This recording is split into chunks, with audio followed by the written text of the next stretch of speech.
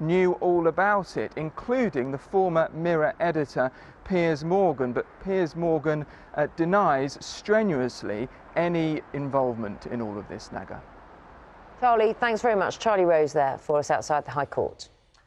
Let's see, it's 12 minutes past 8. A state of emergency declared in Iceland after lava from a volcanic eruption damaged key water pipes. Now, it's the third such eruption in the area since December, pumping lava up to 260 feet into the air.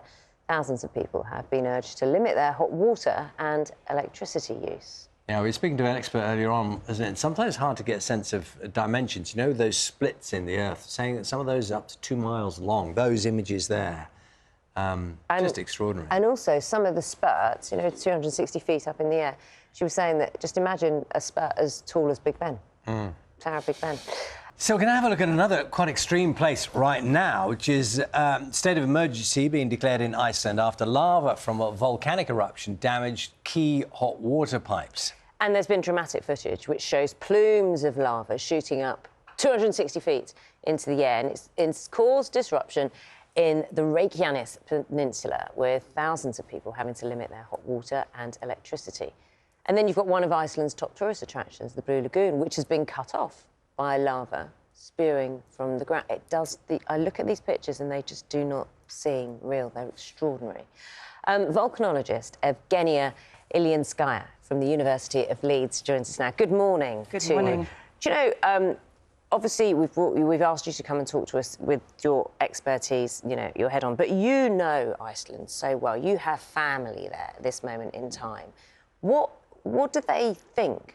You know, there are 33 active volcano systems. Some of them are going off. What are they seeing? What are they being told about their country and what is happening now? It's pretty extraordinary times for people in Iceland. So about 3/4 of Iceland's population lives close enough to see it out of their windows, literally. So there are beautiful pictures coming in just from members of the public, snapping pictures, including my parents. They can see it from their windows. And that's actually how they usually find out a new eruption has started, is that they look out of the window. So it is something that is quite mind-boggling, I think, for people.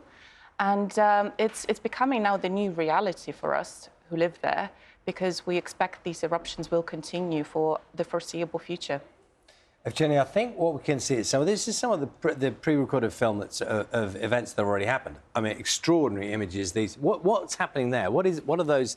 That's just a rip in the earth, is it? What's happening there? Yeah, that's correct. So it's not a volcano that's sort of a pyramid shaped like a kid would draw it. It's a crack in the earth that opens up and allows magma to fuse out. So it's actually like an over-pressurized tank, but not filled with water, but magma, and it just comes out. It's quite hard to get a sense of scale on some of these. So when we see that strip there, I mean, how big are those cracks in the earth? Yeah, so this one that opened up yesterday was about 2 miles long, 3 kilometres.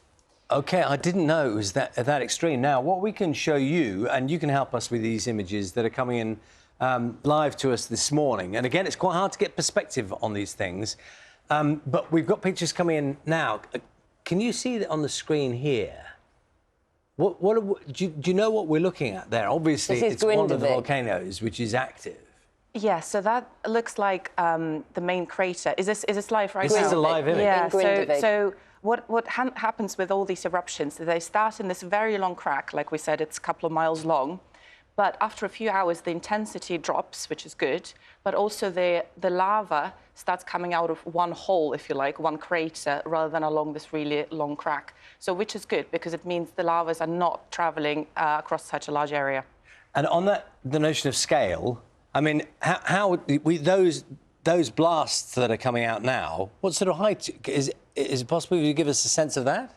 Yeah, so it would be tens of meters usually at this stage, hundreds of meters to begin with. So it's difficult to imagine, but probably like Big Ben or something like that, something of that scale. That sounds apocalyptic. I can't say the word. Apocalyptic. Thank you. Yeah. Just seeing something like that. How close can you get to that? What precautions are in place in Iceland now? Because we know, don't we, there's some infrastructure at risk. We know the hot water pipes, there are problems there. What precautions are in place now for residents? So the most important thing to protect was the power plant, because it supplies, as you say, heating for about 30,000 residents, which are currently without it. And in terms of other hazards, it's not too bad, I should say. So another hazard could be lava flows going, obviously, to the city of Grindavik, but that's not the case at the moment, luckily. Air pollution could be a big problem as well, but at the moment it's all blowing out to sea, which is good news. How do you protect a power plant? I mean, how do you protect against lava? Yeah, very good question, and something they've been literally experimenting with in the last few eruptions. But piling up dirt, piling up rocks, essentially creating man-made hill, not to stop lava flows, that's impossible, but to divert them into an area where they wouldn't damage anything. And the idea now is that there's a new era, isn't there, of volcanic activity. This is something that could happen for decades? Potentially, yes. Yeah, it's looking quite likely at the moment. And completely change the landscape of Iceland? It would change the landscape. It would change the way people have to think about where they build stuff, where they live, how scientists work. And we've got so many questions for you. One last thought. How do we know, or how do you know, there's not a major blast possible to happen? I mean, you describe what are clearly major moments, but 10, 20, 100 metres tall. Do we know there's not something much worse? So you're probably referring to something that would stop international air traffic, something like that.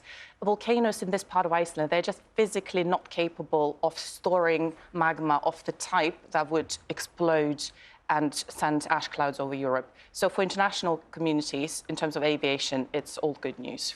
Understood. It's very fascinating talking to you, and I hope all your parents and everyone is okay and safe there. Thank you. Thank you very much.